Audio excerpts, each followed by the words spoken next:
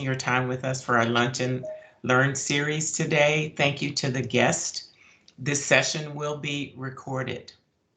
My name is Myrtle Bell, and I am the Associate Dean for Diversity, Racial Equity, and Inclusion here in the College of Business at UTA. And I'm delighted that today, at the end of what has been a terrific business week, we have an amazing panel of DEI leaders discussing the impact of DEI in business. Our panel includes Ray Casas, Director of Community Impact with the Texas Rangers Baseball Club, and also he's a UTA alum. We're really proud of that. We have Gail O'Bannon, VP of Diversity and Inclusion with the Dallas Mavericks Baseball Organization. And we have Rena Parekh, partner at Grant Thornton, which is one of the country's largest accounting, tax, and advisory firms. And all three of these are deeply involved in D&I work within and outside their organization. So it's just an honor for us to have them here today. And our goal today is that you will come away with an innovative idea, fresh perspective, or knowledge related to DEI that you can apply to be more successful in your business or career search. So today's event will begin with a few questions that I will ask the panelists to spotlight some high-level themes and ideas that we should be thinking about. And then we'll open it up for questions that you can submit using the chat feature during the panel. You can put your questions in during if something comes up, or by raising your hand during the actual Q&A. If we run out of time today, please know that we'll post the answers to your submitted questions via chat after the conclusion of today's event. All right, so let's get started. So the first question is, what diversity-related strengths or needs have you seen among employees in your current or other workspaces that you've been in? So let's start and go, with 1, 2, 3, maybe Rena, Gail, and then Ray, and then we'll go the other way on the next go round if we could do that. So Rena, what diversity-related strengths or needs have you seen among employees in your current or other workspaces? Yeah, thank you, Dr. Bell, and really excited to be here. I'll start, my background, as you explained, I'm a partner at a public accounting firm, and we're profession that is is a wonderful profession. We work with a lot of companies and a lot of corporation throughout the nation. At the same time, it's also a profession that people put a lot of their heart and soul to work together. So it's definitely a tough profession to survive, and recognizing diversity and encouraging that is just kind of truly important in that. So one thing that I would say, it's just really exciting to see how far we have come. I've been in profession for 20 plus year, and it's just really nice to see kind of not only the organizations and entity recognize the diversity, but they're also sort of really embracing that in their business practice to kind of really create an overall success.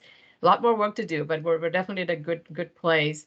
I think like when you have a real diverse culture, from the strength perspective, I would say, employee really feel that sense of belonging.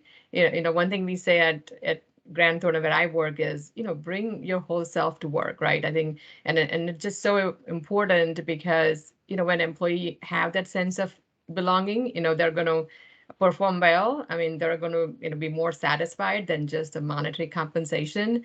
And, they're going to be motivated to push themselves for higher goals. And, that improves the loyalty, retention, and ultimately just a better success for any company. In my profession, going back to 20 years ago, there was not too much diversity, in the terms of, gender diversity or just the racial diversity or people with special needs or working parents didn't want to be in this profession, right? Because they were just the business practices just discouraged, for people to be able to succeed. And, it just more and more organizations are kind of recognizing that they are losing their talent by not having these right support system. So, I think there's still more work for most of the organization to do, but we're just seeing so much tremendous benefit of having a diverse team to bring diverse viewpoints, and especially with the current environment of working remotely, I think employees are feeling so disconnected with their organization. So for organizations, having diversity in their team, their leadership, and having a focus on them is just going to be so important. So. Great. Thank you, Rena. Gail? Well, I like to underscore everything that she said. She pretty much wrapped it up and answered the question. But before I get started, let me just shout out to the UTA Mavericks. We're the Dallas Mavericks and UTA Mavericks. So just want to say hi to everyone and shout out to the Mavs family that's out there today. And thank you so much for having me. What I will just kind of tumbleweed off of what Rena said is that I think we've seen a shift in demographics as well, right? We're seeing more women and more people of color being hired. We're seeing more promotions. We're just seeing it throughout the organization, which again, that's that sense of belonging and where people can bring their authentic self to work. I think that is extremely important. I think in the space that employers are now listening more to their employees and that they're investing into their employees and they're listening and changing policies if need be. And just being able to give the employees a space to have a safe space, to be able to have those courageous conversations, to be able to engage with one another, and even on topics of, social justice. So I think that's very important, and that's what we're seeing that's taking place. Thanks. Ray, what diversity-related strengths or needs have you seen among employees in your current or other workspaces? Well, I think we should move to the next question because I think everybody answered it perfectly. I think probably the only thing that I would add is maybe one of those related strengths that we're seeing, especially in my current workspace and what I see in others, is I think empathy is something that we're seeing a lot, because I think any corporation or any organization, whether it's in the sports industry or in any other industry that's really trying to make a concerted effort to have diversity, equity, inclusion be a part of their DNA, is by really, everybody's got to be all in. And when you start to see empathy really take shape, and because empathy is not something that's had by all, unfortunately, but when you truly can empathize with everyone's story, and by that, you're making a cognitive effort to listen to everyone's story. And I think when you do that, empathy develops. And I think empathy is a really key strength when you're looking at diversity in the workplace. That's terrific. Thank you for that, Ray. The term empathy doesn't come up often in this conversation, but it's so critical. It really is critical, something to remember. Okay, so the next question, and we've talked about some of this already, and Rena mentioned being in this field for over 20 years. I know that Gail and Ray have been doing this work for a long time too. But the question is, the DEI field has been in existence for quite some time now, 30, 35 years. We've been talking about this in organizations and in universities and such. But can you share some recent improvements that you've seen in business practices as they relate to DEI that you have seen? Ray, and then I guess Gail, and then Rena. Let's do it that way. Sure. As recently as probably about a year and a half ago, and actually maybe a little bit longer than that, is when George Floyd was murdered in front of all of us, and we all saw and felt the trauma that that the country felt just from what we saw. I think a lot of us were just kind of looking at each other going, what can we do? And that was one of the questions that, even though we're a baseball team, and a lot of people I'm sure would probably ask, well, what does that have to do with baseball? Well, it has to do with humanity. And I think when you're looking at human rights and you're looking at the sports industry, we're all humans at the end of the day. Baseball is a kid's game. We're fortunate enough to have adults play the game and play at a high level, But when George Floyd was murdered, we created a Diversity, Equity, Inclusion Council, which was a safe space for all the employees to come together and talk about what that made them feel like. And I think that's really important, because if you don't have a safe space within your company, then everybody's not going to feel safe enough to share their story or to share, how they feel about XYZ, whatever's happening. I think the Mavericks have done an amazing job in stepping up and really talking about social justice. And to be honest, when you see other organizations like that step up, then it makes other organizations feel comfortable to say, oh, we can do that too. So, for us, creating that Diversity, Equity, Inclusion Council, it's been in existence for a little over a year and a half. We're making strides every day, but we have a lot more ways to go, but we're getting there. Thank you. Gail? Thank you, Ray, for that. We have an amazing, fabulous CEO, St. Marshall, and she is just leading the charge and bringing us along with us and shining her light in this area. And thank you for saying that, because we do put in a lot of work behind the scenes to make sure that the message is out there.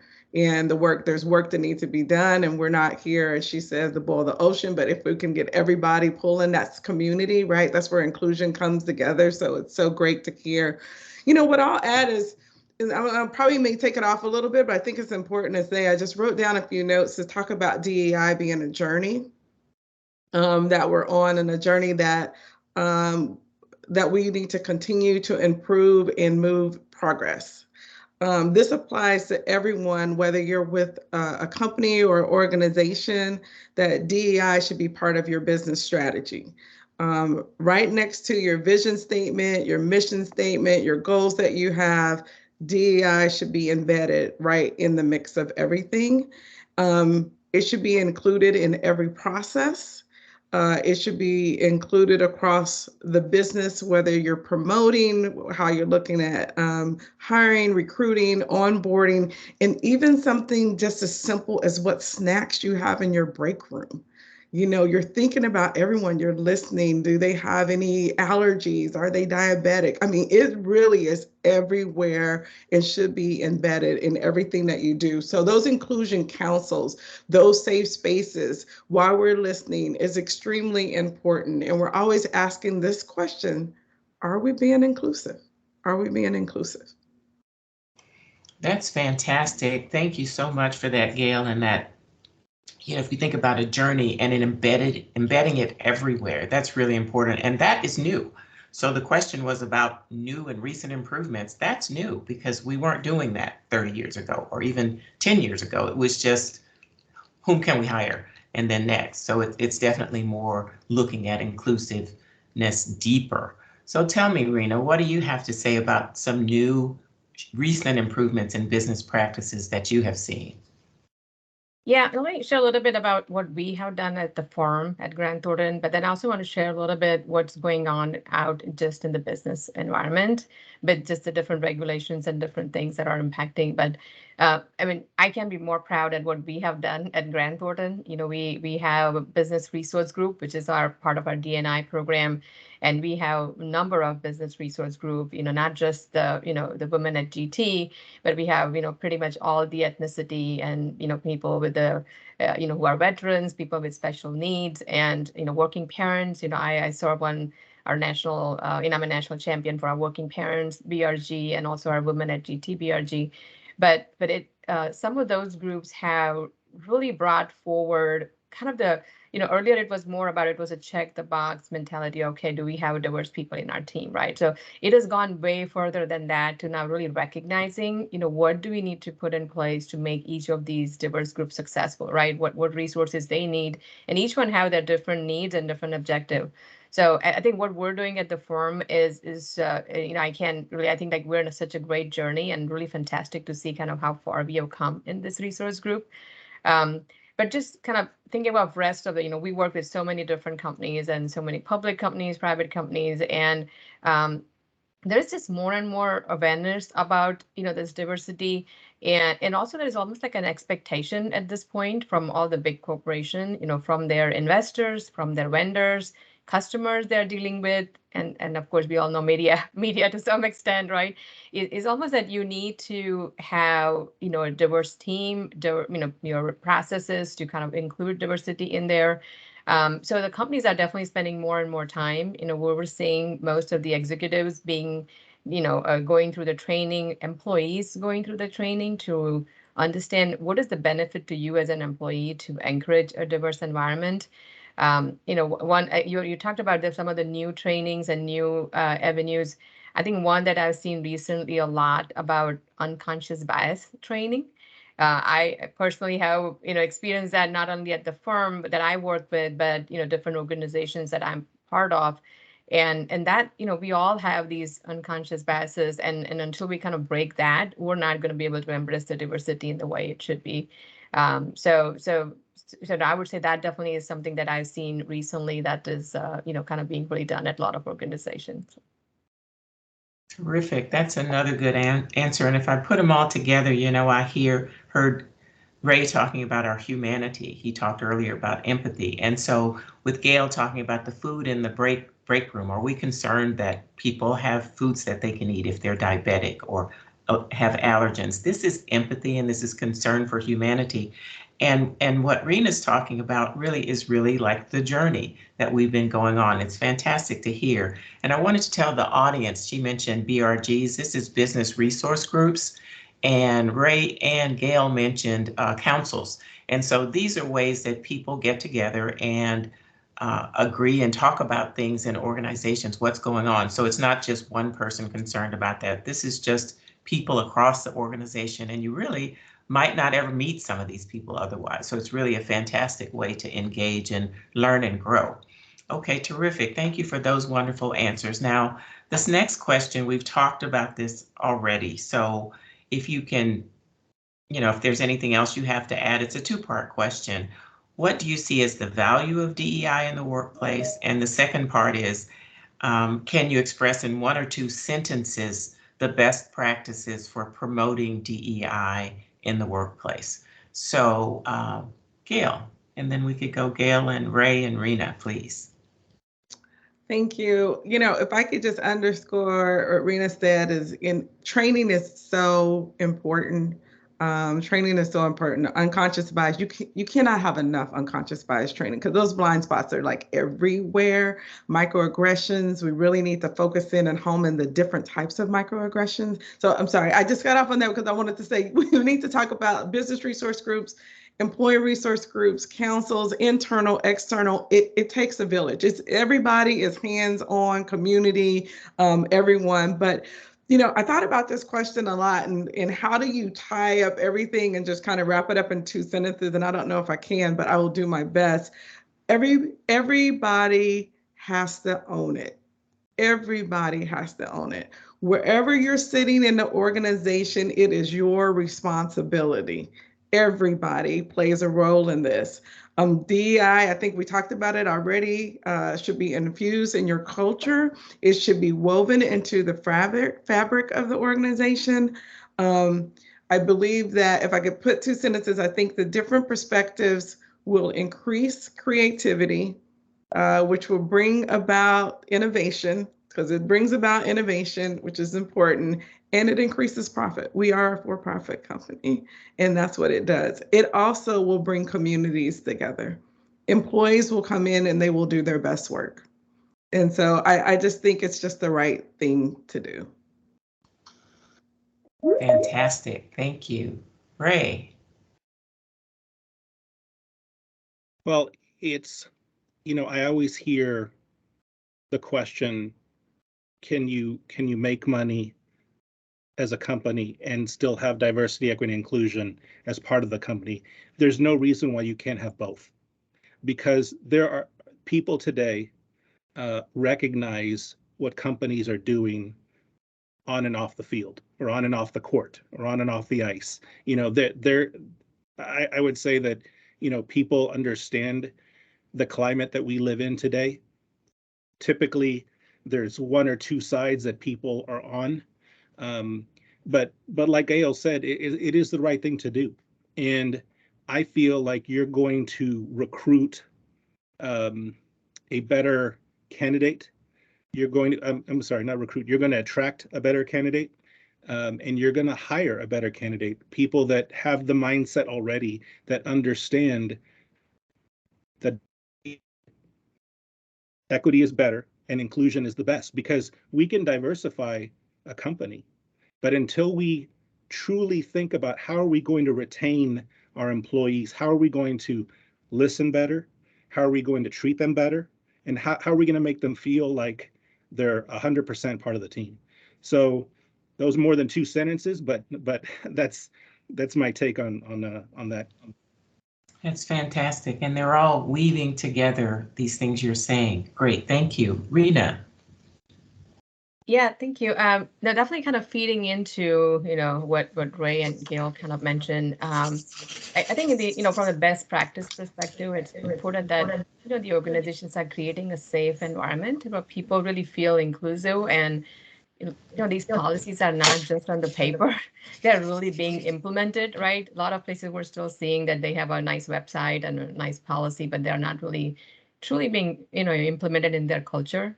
So, I want to just take a second, and it's more than two sentences, but there are three pieces to DE&I, right? The diversity, equality, and inclusion. And there are all three pillars are pretty important, right? So there's an example that I'm sure we all have heard is about diversity and inclusion is, diversity is basically inviting somebody to the party, right? And then inclusion is asking somebody to dance, right? So I think this is so important in the business environment that it's not about just hiring people with a diverse background or even inviting them to a meeting, right? It's really going to truly including them in the decision-making process, giving that opportunity for them to succeed and take that leadership role. And so it's very important that we're not just focused on diversity, but also focused on creating an equal environment where people can truly succeed, people with a diverse background, and also really creating that inclusive environment that they feel like they can really thrive.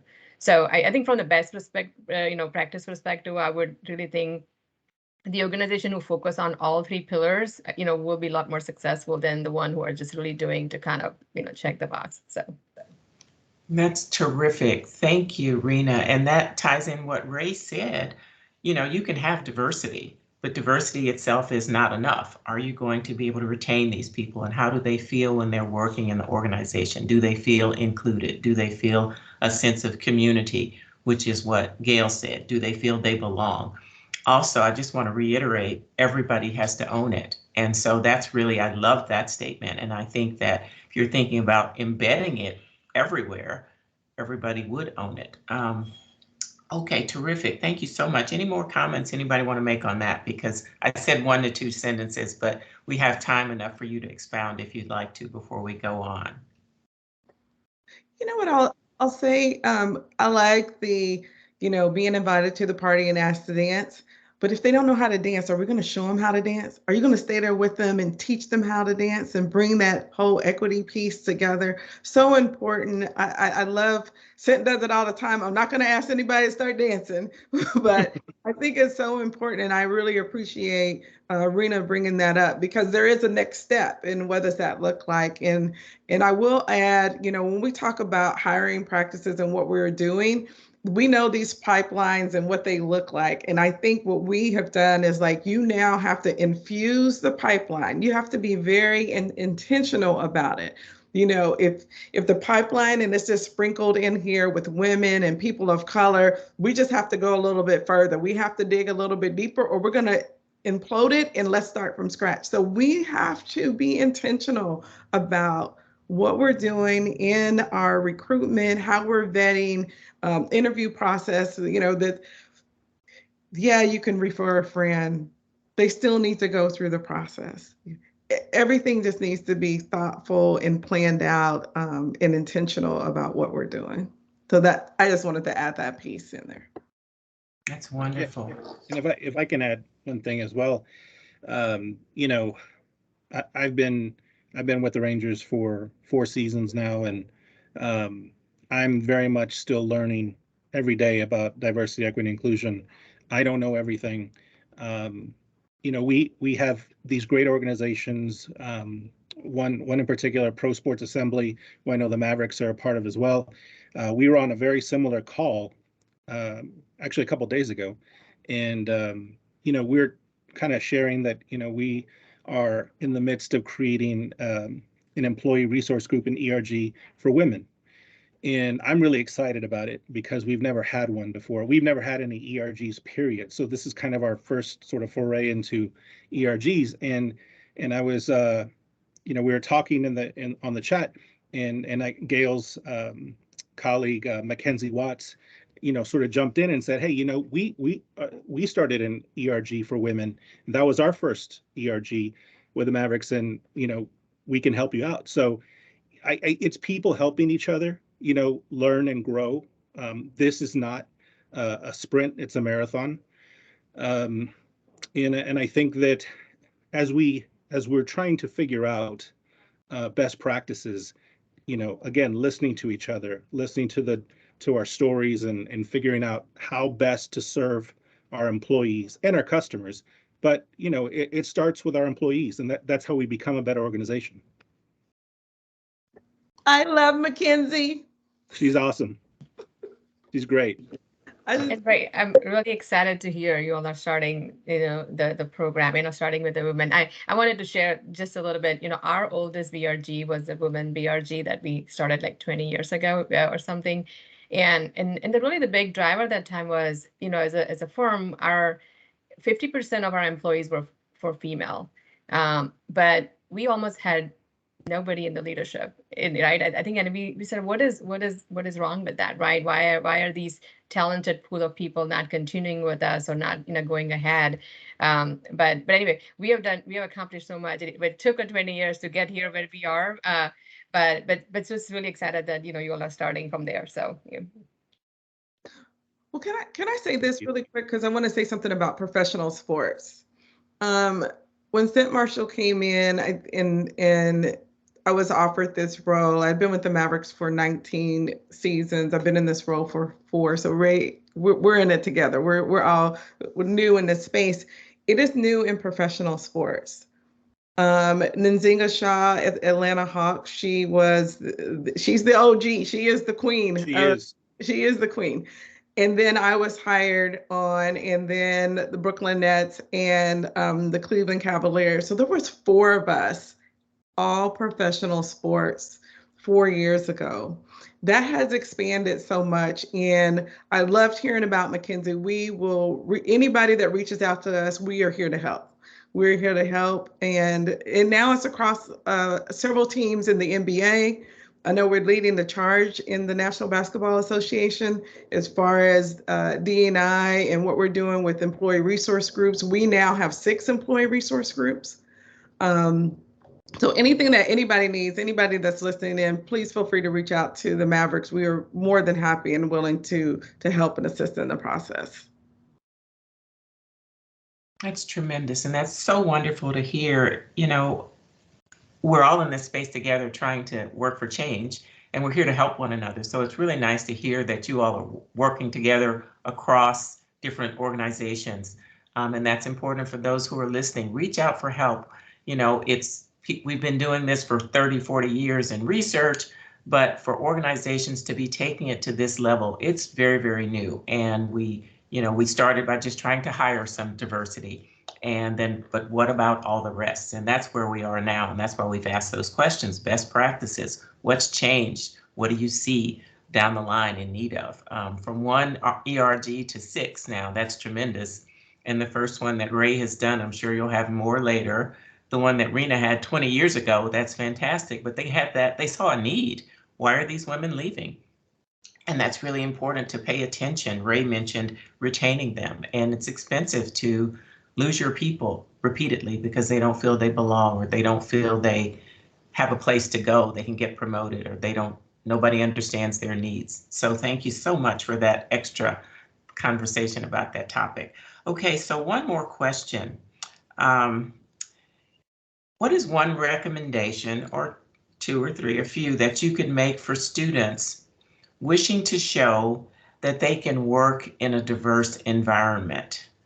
What can or should they do to show that they could work and succeed in a diverse environment with diverse peers and coworkers and customers? What's one recommendation that you would make for students? I would just start, I mean, the students have a lot of opportunity on the campus many times to work with, either different groups or different, events or, so really kind of pushing themselves outside of their own, there's always a comfort group that they like to stay with or like to work on. But really kind of reaching out and, doing work with more diverse kind of student bodies. And demonstrating that they're able to do that very successfully is always kind of very helpful. And there are opportunity, of course, outside the university too, right? There are a lot of student organizations and association where they can really get exposure to working with a diverse group of people. So I would really encourage them to kind of make those connections, and that's a great way to kind of demonstrate that, hey, when they go to the actual business world, they're going to be able to adjust and work with a different group of people. So. Right? Yeah. Go ahead. Oh, absolutely. I mean, I'm just gonna say she pretty much said it all, is become an ally, listen, and just be willing to work in that space as a colleague, as someone that's supporting the colleagues. Very important, because I'm assuming campus is already diverse, right?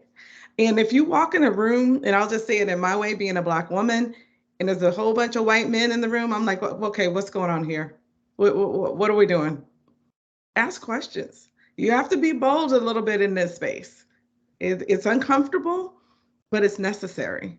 So make sure the room is diverse. Make sure that you're speaking up for someone, the voiceless, if you will, or if someone's over talking those microaggressions. It's hard. Young people, it's hard. But when you see it, if you can do it, if you have the strength enough to do it and call it out. Call it out. Thank you. Right? Yeah, I wanted to just chime into you said a couple of things, about allyship, right? That is just so important, right? And I think students could do that in their everyday life. I mean, I think you're in a two situation, right? One situation where you have everybody who looks like you, and there is one or two people who don't look like you. Reach out to them and make sure that they are being included in that environment. And then you're going to be in the other situation that, Gail, you mentioned, right? That sometimes you're the only one and everybody else look different.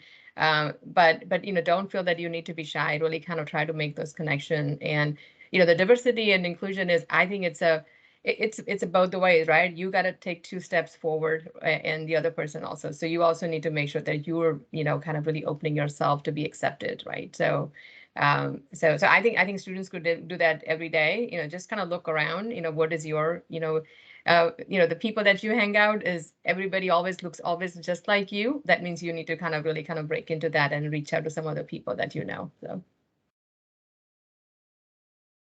Yeah, I think those are all great comments.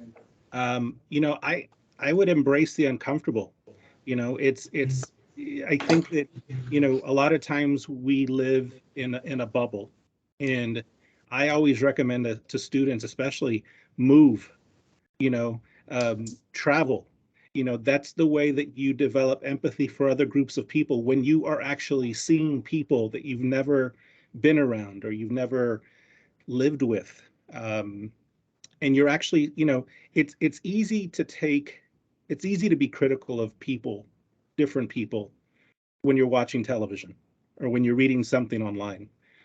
But until you actually have a conversation with them, whether it's here, whether it's in Oklahoma or California or Greece or Africa, wherever you are, until you actually are living it and you're feeling it and you're talking to the people, and it's not a Zoom conversation, but you're actually part of it. That's really where you develop, again, that empathy, I think, for people. And that's when you have a true understanding of what people are going through. You may not have gone through it yourself, but that's what empathy is. So, I would say travel. If you're graduating from UTA, or if you're finishing a master's or a bachelor's, consider going somewhere else and experiencing another experience away from the metro. I grew up in Fort Worth, but I lived in Washington, D.C. for 10 years, worked on the Hill for a little bit, worked in television in New York City, and then moved to Los Angeles and then came back. So for me, that empathy really started by living in different places and getting to know different people. And that helped my journey. Boy, this is fantastic advice. And you all mentioned speaking for the voiceless, embracing the uncomfortable. This is just really, really wonderful. And Rena mentioned, if all, and Ray also, if all your friends look like you, step out. And being an ally. Someone mentioned that earlier, be an ally. That's fantastic. And we don't think about the places where we could be an ally. We can be an ally for racial groups, for different gender groups. We can be an ally for religious minorities, for sexual orientation, people being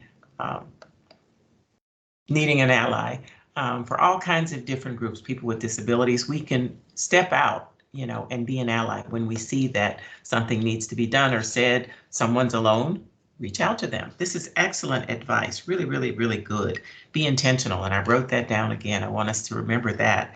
Okay, so it's time now we can take questions from the audience. If anybody has questions, please raise your hand or turn off your mic, and then you can just speak.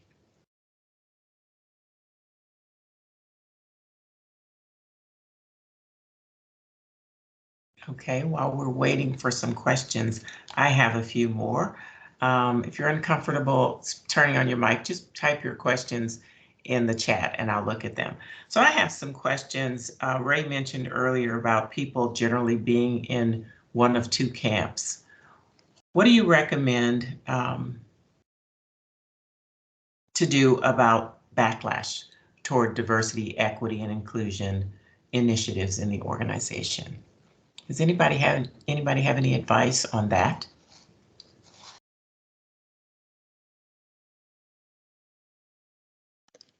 I would say, as Gail, you mentioned, it's a journey, right? So it's not that, everything is going to be successful on the day one, right? So I think just being, persistent about it, also kind of sometimes also educating the, whoever the stakeholders are or the people that you're trying to work with, is there is a benefit to everyone in having a diversity. And a lot of time, I think that people just don't recognize that there is a true benefit, not just, like the monetary benefit, but also kind of the working environment and the culture, which is so important. And sort of, I think really I think we're always going to find people and going to be hit against the odds, but really sort of, going through that extra step to kind of recognizing what are the benefit and giving that education and training, it's just important. Again, as I said, it's not a one day thing or 1 year thing. It's a years, and then we're going to keep evolving and basically just need to continue on the path. So. Excellent. Anybody else have comments on what to do about backlash? No? We just see it. It is a journey. You have to give some grace. Okay. I've heard that grace word again. I really love that word. That's important. It's important for us to give others grace and to give ourselves grace sometimes. Gail mentioned microaggressions and implicit biases that we all have. It's important to offer grace sometimes when it's necessary for ourselves and others. Rena mentioned education. I think that's so important. Earlier, Gail mentioned profitability. We talked about, yes, you can do both. I think a lot of the backlash is because sometimes people don't understand and people have misperceptions about things, and education really can't help. So thank you for that. You're on mute, Ray. You're on mute. Thank you. I will add one more thing. Whether you have a diversity, equity, and inclusion council or an ERG, it doesn't mean that you're a one think, organism. It doesn't mean that everybody has to think the same way. That's not what diversity, equity, and inclusion is about. Diversity means more than one. It's having several ideas. I think it's about treating people with respect and making them feel like they're a part of the team. But it doesn't mean that everybody has to think the same way. So I want to make that clear, because there may be as when you're talking about backlash, there may be a difference of opinions, or there may be people that feel passionate about one way and passionate about another way. It's good to have these conversations. That's how you listen. That's how you grow. So, I just want people to know that because organizations have a DE&I mission, it doesn't mean that everybody is going to always be on the same page. That's not what it's about. It's a tremendous point. That's really tremendous and so insightful. So that kind of is like the question leads into the next question. Someone has put in the chat, if you are part of a company that doesn't have the best DEI, how do you go about making a change? Anybody want to speak on that? I would say there's always a start somewhere, right? And then you could be part of that start. And it doesn't mean that all the responsibility falls on you by any means, but you could be the one, who pushed that initiative forward. So, and it's a baby steps, but go find the other allies who believe in similar things, right? And it's a gradual process of kind of taking, the program one after other. I mean, all of us, all our organizations started at some point, right? And as I talked about, our BRG group started, with one BRG, 20 years ago, and now we have like probably 12 BRGs at this point, right? So, but it's because of somebody took that first step that, hey, let's recognize, right? What are the problem, and how can we succeed? So I would say you could be that change maker. And again, don't feel like that is the whole responsibility falls on you, but you could at least could be the one, who can start that ally process. So I would agree. Just to tumbleweed off of that, I think I mentioned earlier that every seat, every person, right? You should own it. And it could be small groups. It could be conversations. It could just be you listening. It could be raising your hand. What can I do? How can I help? We all own it. And if I tell just a little bit of my story, Dr. Bell, I started in ticket sales and services. I was a temporary employee. I became the group sales manager and the director. I had absolutely no idea that I would be sitting in this role. There's no way I could have predicted it at all. But what I will say is part of my DNA and my upbringing and who I am. Some of us have it very natural. Some of it is learned, but at the end of the day, how do we get there together? So start where you are. I love what Rena said, just start where you are and expand from there. It is a journey. Yeah, I'll say the same thing. I think Gail and Rena made great points about, it doesn't matter where you start. It matters the intent, and it matters, the work that we're doing. It doesn't matter, if we're late to the game or whatever.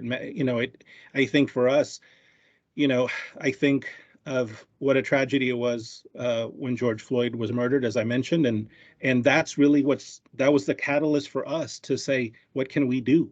And maybe it would have been something else, but for us, we honor the name George Floyd, we honor the person, and we honor, how can we make things better, as a ball club, and how can we treat people better? And that's really, at the end of the day, that's what matters. Fantastic. These are such insightful comments and really good things for us to hear. And so another question was about careers. So Gail mentioned that she started in ticket sales, and she never would have imagined that she would be in this role. I know a lot of people in the DEI space came to it sort of accidentally too as well. But the question is about how you can do this work, but not necessarily it be your entire job. And I guess that's what Rena is doing as in her role at Grant Thornton, but also to do this work and also be valued for doing this work in an organization. Anybody have comments on that? I mean, I'll start, kind of my journey, of course, I started the firm as a just as an employee and wanted to stay there for 2 or 3 years, and thinking that it would be good to have a grandchildren's name on my resume, and never, never thought I'll kind of stay and become a partner in the firm at someday. But and it was a lot of odds, right? Like somebody, I didn't even grew up here. I was born in India, so just a lot of diversity, and also not having a lot of women leaders in the firm. So had to kind of go through kind of a lot of different steps to ultimately kind of get to where we are today. So so it doesn't have to be your full-time job, and if you could be, you like Gail or Ray, that's fantastic, because you're going to be a change maker in your organization. But you can also do that in whatever other profession that you have chosen, right? So the way at least I did it, is I was part of that initial BRG group, for women's, because I joined the firm and I had 2.5-year-old daughter, and then I quickly got pregnant, had another daughter. So for me, I felt like if I want to keep working here, right, and I really like the work, and I need to be able to balance my personal priorities and still be able to successful. So I took on this side role of, being part of this initial BRG that was here in Dallas office, and the people supported me, and I said, what can I do to support back? So when there were, the newer, the females that were entering and going through that, I figured out a way to even sometime a quick call or something small that I could support them. So I think you can definitely do that as a, be a change maker in a really small way.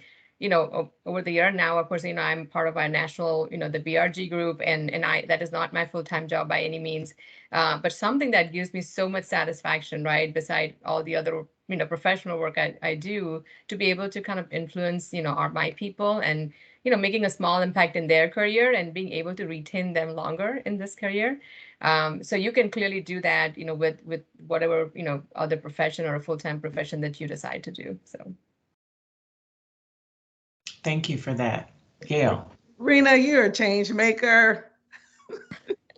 Oh, thank you, Gail. You're so nice. Oh, you are. Listen at you. You are doing the work. You are doing the work. Just because I'm in this space, it doesn't mean it. Again, it's everyone, and that's where we have to clear that out. That's I just want to change that mentality. You are doing the work. I am so proud just sitting here listening to you, being in this space with you, and the work that you are doing. And you mentioned something that was so important, is to talk about community. So whatever's going internally within your organization or company, you can get involved in the community. It's just as important, maybe even more so important, because, as Ray said, we need to bring everybody together. You have to have that empathy. You need to travel. You need to be a part of it.